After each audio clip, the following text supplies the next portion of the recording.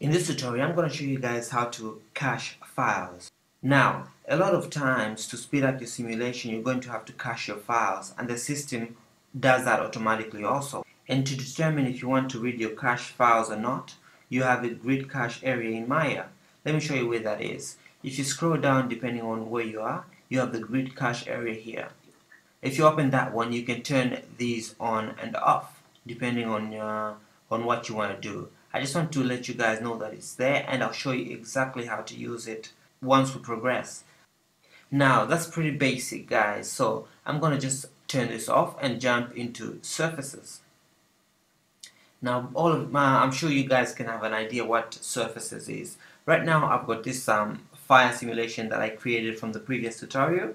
So this is just simple fire simulation.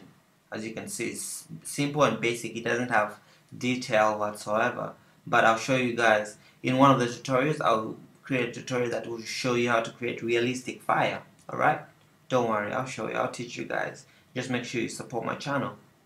Now just for a minute or so, I'm gonna show you guys how this works with this fire that I've got in here.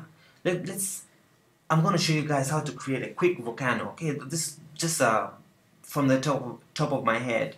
You've got this option. You've got volume render, surface render, hard surface, and soft surface. If you say hard surface, you notice that the surfaces are a bit hard. You can use this simulation to simulate like a volcanic eruption kind of thing.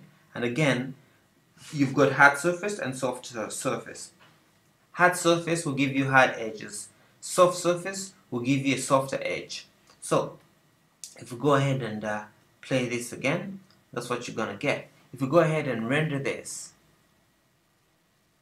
it's on soft surfaces, so that way, as you can see, it's on soft surface. It's actually a bit too, you can barely see what's going on. Let's go ahead and make it like this. Okay, now if I go ahead and render this once again, you see that you can't see nothing still. Let's go set up our IPR render.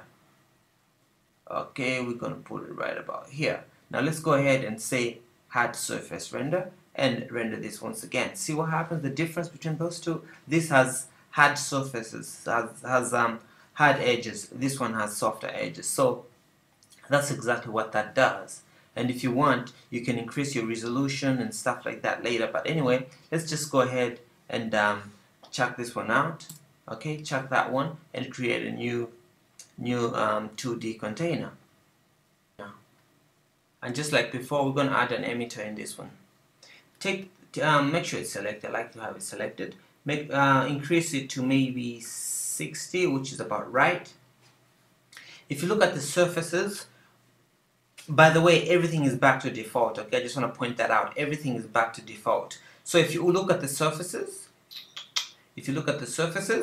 right now we have set this to be a volumetric render, which is like a gassy type stuff. Let's go ahead and render this. See what happens? That's the gassy type stuff that we've got on here.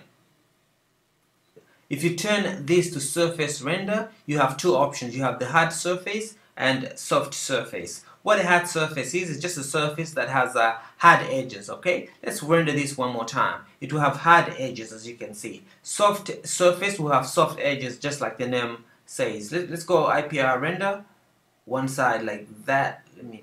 I like IPR render to compare stuff. If I IPR render, you notice between the hard surface and the soft surface. Hard surface has a hard edge around the edges. Soft surface has softer around the edges.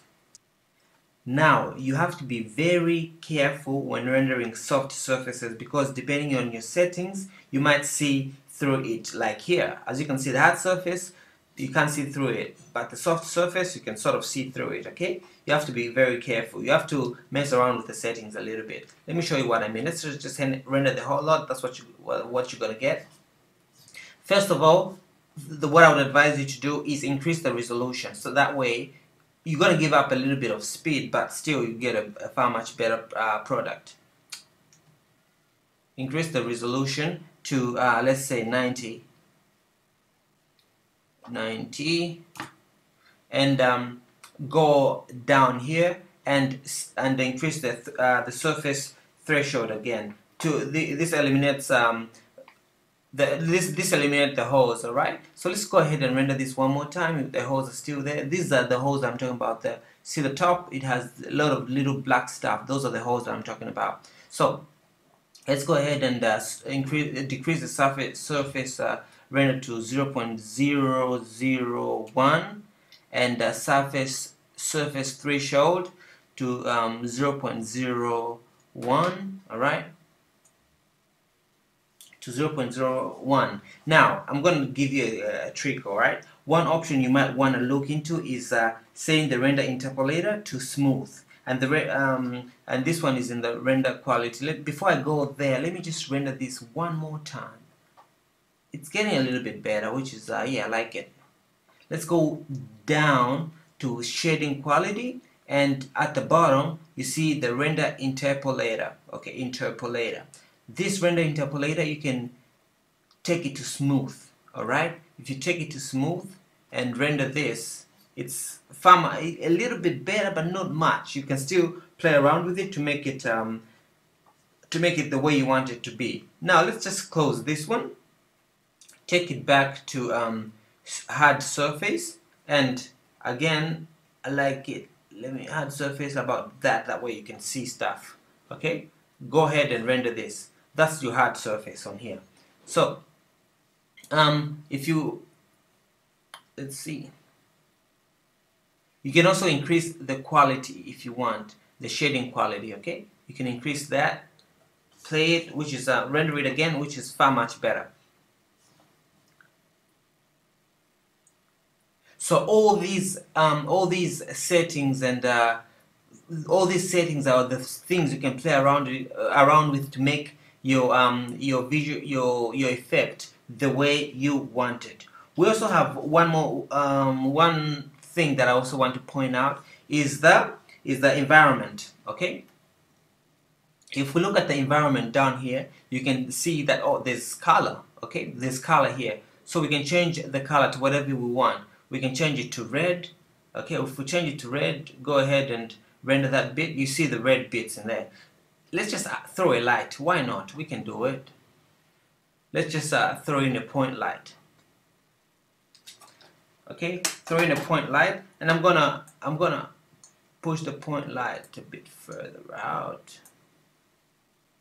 Okay.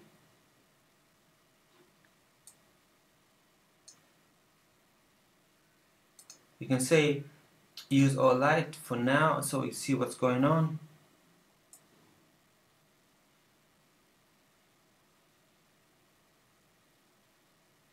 Yep. Let's go ahead and render this. See? That's what we're gonna go. Let's just go ahead and use default light. Render this. You can see the little red bits around the edges. So this is one thing you can use to add some detail to your effect. You also have the reflective index in here. The reflective index is another thing that you can use to actually move your effect up a notch to make it look a little bit more appealing. And again, this is just basic stuff that I'm teaching you. We'll get into more sophisticated stuff soon. Okay, just don't forget to support my channel, guys, please. I just thought I would point that out. Yeah, so that's basically what we've got. So let's go ahead and play with this a little bit more. Add IPR, about that much. Increase the index, the refractive index. See, so you can sort of come up with pretty cool effects here. I don't know if you like me. If you like me, you would actually I can actually picture what I would use this for. Okay, and if you turn down the refractive index, you can go ahead and see the comparison. Okay.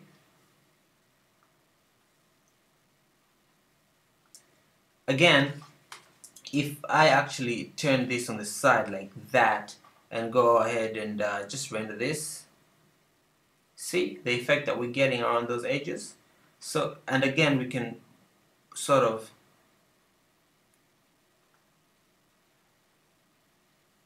put that on there and render it.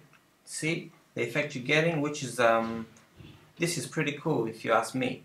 So yeah, that's our little tutorial, guys. Let's go ahead and learn more stuff.